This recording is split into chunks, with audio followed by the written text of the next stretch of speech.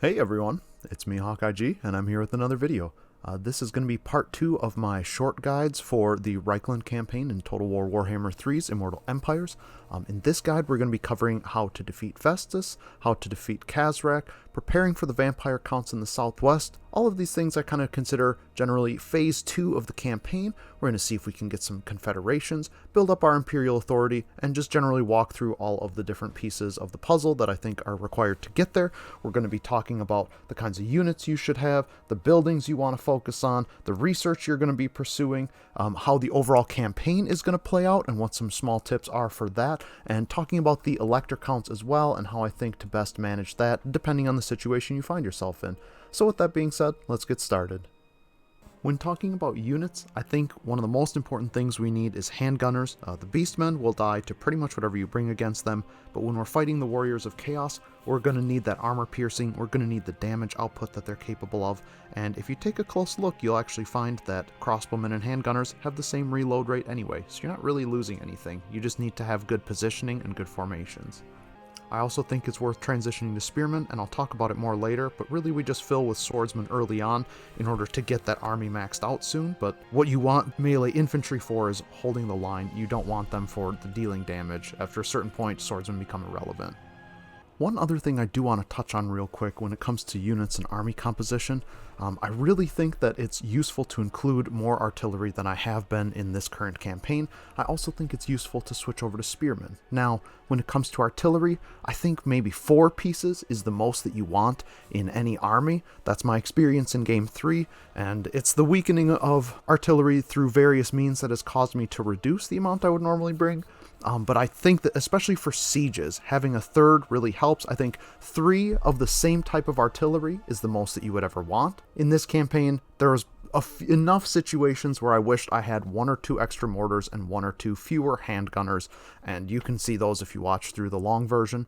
I also do think that we should switch to spearmen. In the beginning, it kind of doesn't matter. Swordsmen are going to do fine. You can get them easily, and we get swordsmen because we can push through that sort of recruitment in the early game to level up our army quickly when we don't have crossbowmen available. However, eventually, I think you switch to spearmen because they have better melee defense, and once you have things like handgunners and mortars, what you really need is the ability for melee units to hold the line. You don't need them to be dealing damage. Even if we're talking about sieges, again, that's why we bring extra mortars. When it comes to Lord skill points, we're not really changing from the original plan. We're still building Karl Franz's personal skills a bit after getting some army bonuses. We do unlock his unique skill tree, but I won't really be using much of it. Greatswords are okay. Reiksguard would actually be pretty nice, and I really like Empire Captains personally, but we don't have room to unlock the Reiksguard building. We need Franz to be present for the captain bonuses to apply, so those would be useless to take right now. Upkeep reduction, though, and Lord recruit rank, absolutely. For research, we're just going to continue as planned. We invest a couple of research into infantry upgrades. Speed is alright, but really what we want here is the armor. It's going to increase our base armor by 50% from 30 to 45. So while 45 still isn't an impressive amount of armor, a 50% increase is really good. That's good bang for your buck. The next thing we move on to then is missile infantry upgrades.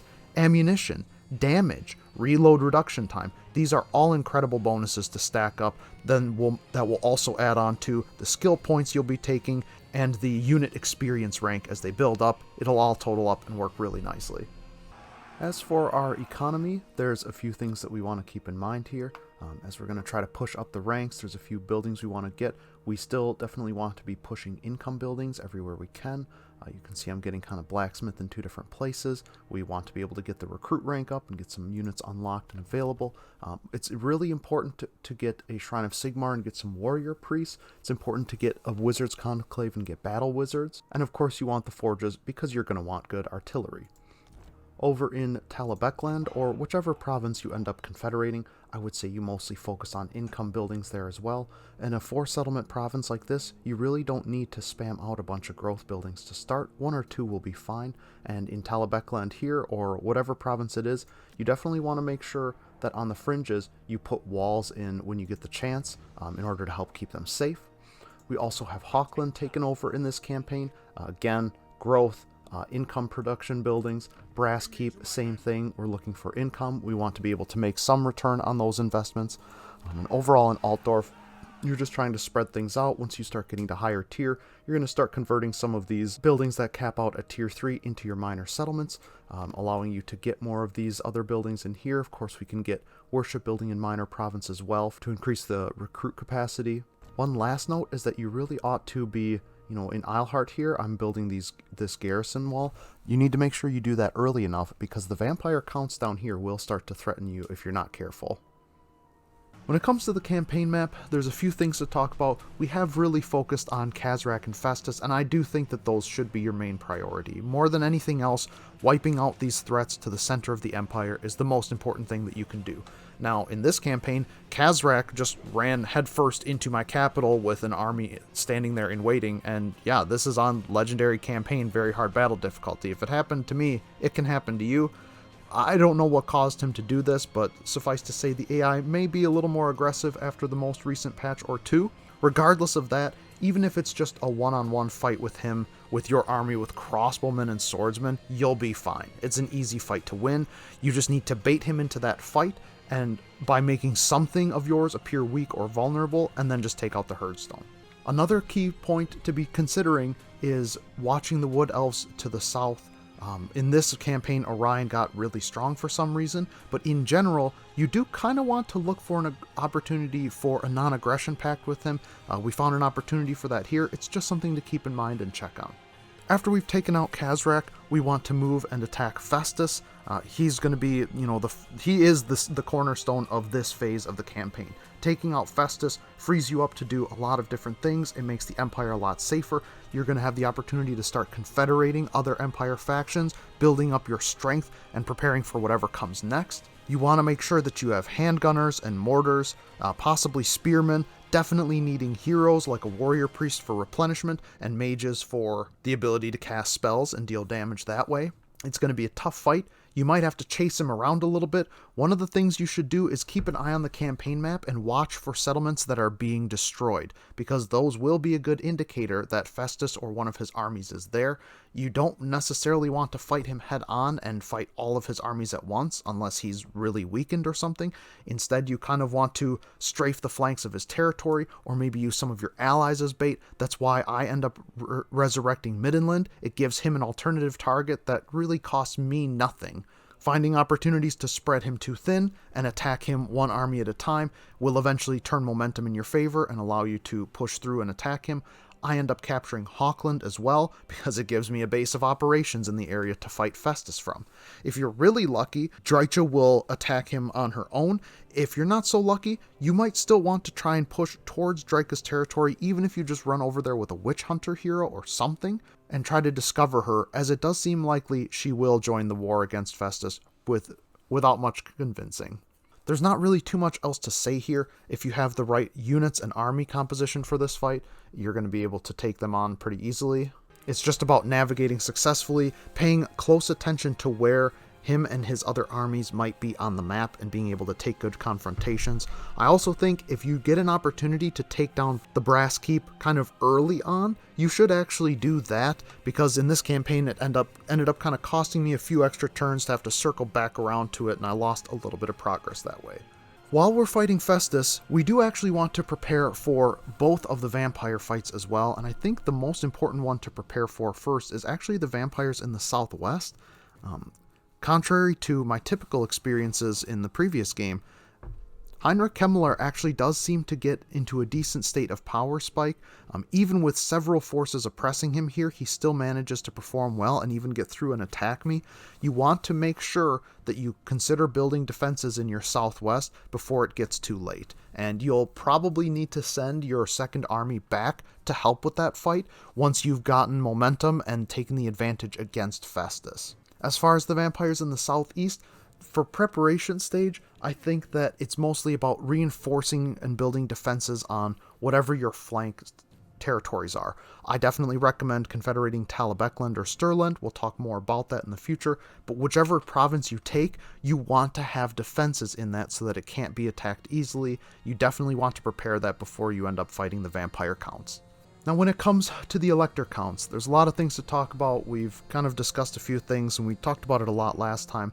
I decided not to claim Middenland's territories and instead restored them. My concern with these, it has the potential to pull my campaign to the northwest if the Greenskins attack me or the Norskins come through, instead of focusing on Festus and then further to the southeast for the Vampire Counts, where my attention really needs to be. While we're not immune to some of these threats, even at Altdorf, I think that taking Middenland at this stage exposes us too much. I'd rather have Boris take these territories, be able to assist either me by attacking Festus, or assist Nordland or Marienburg by fighting enemies in the northwest. The AI is going to have a better base income than you will gain advantage income from capturing these territories, and especially from the damage that Khazrak will have done to them, if not outright having destroyed them all. It'll be nice to just have him invest his money into them, build them up quickly, and then inevitably take them over later because of the fealty you'll get for giving him all these gifts. For the rest, I think that confederating Talabecland or Stirland are great targets here. They'll hold core central territories that you will undoubtedly be navigating through. Talabecland will be a place you need to travel through in order to fight Festus appropriately. It's very likely he'll be attacking them. And Stirland will be your route directly to the Vampire Counts. So you're going to want some control over that territory at some point. Managing these two provinces directly and investing in them for yourself is useful both for the short-term and long-term elements of this campaign. Being able to support the fringe territories of the Empire, traveling through these provinces, and using them to attack your enemies, that's what will make these great assets. Not to mention, Talabecland is a 4-settlement province, so you can make lots of income from it. I do personally like to claim Hawkeland's territories for myself. I think it's kind of the weakest and most debatable of the choices, other than maybe Middenland. I like to use Hawkeland as a lightning rod for invasions from the northeast, but single and double settlement provinces suck. They take a long time to upgrade, they're difficult to protect, and difficult to get value out of, so it might stretch you a little thin, but that is the choice that I make, and it works for me most of the time. As long as you have a plan going into that situation, and you make a decision ahead of time, you'll be fine. Now, with that being said, I've covered everything that I wanted to for this guide. I believe that these pieces of advice will get you well on your way to a successful Reikland campaign. I'm playing as Karl Franz. It's become a lot more difficult in Game 3. It's a recommended campaign starter for a lot of people, and I think that puts a lot of people off. But if you know how to prioritize your decision making and how to recognize what some of the short-term and long-term threats are going to be to the Empire, such as the enemies in the center versus the enemies on the exterior, how to prioritize the movement of your armies, what are some important things to build and take control of, then I think you'll be just fine. I'm honestly ahead of the curve here. Turn 42, in my opinion, is very much ahead of the timeline that we need to be in to reach this sort of status. Again, getting so lucky that it appears that Kislev is playing really strong and wiping out the Skaven. That's rare, but in general, this is kind of what you want things to look like by turn 40, turn 50. If you're pushing past turn 50, you're probably going to start to see pressure.